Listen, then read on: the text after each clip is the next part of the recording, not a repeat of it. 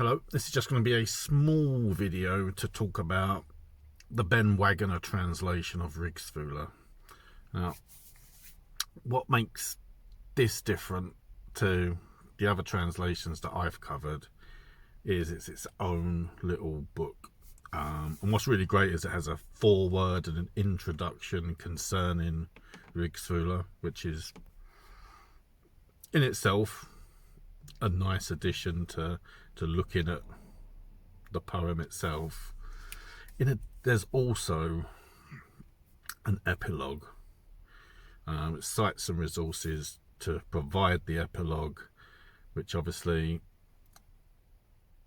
other translations of Rigsthula just has this bizarre and abrupt ending.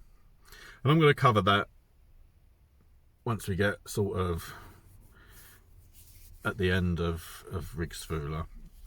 But I also want to cover just a couple of bits about the book.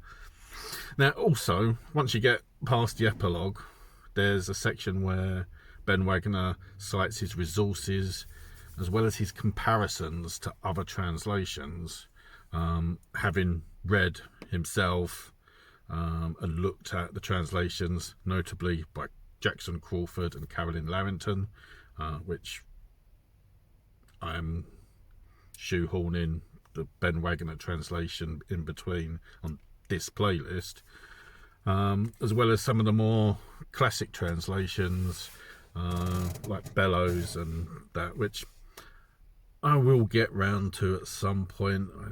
It's not on my list of priorities for myself. I'll address that at some point. Finally, I just want to say it's a small little book. It's not a lot to it, but a lot of work has gone into it, and I'm quite happy with what I've got, and it's, in my opinion, well worth the investment. We've got The Havamal by Ben Waggoner as well.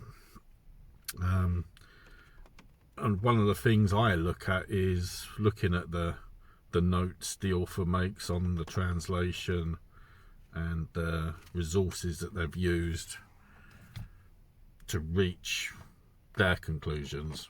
I mean, that's what a book is really, is an author's conclusions on research.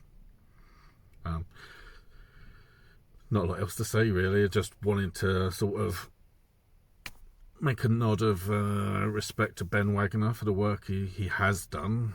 I will be getting more books by him. There are quite a few I've noticed, covering some of the sagas and that, and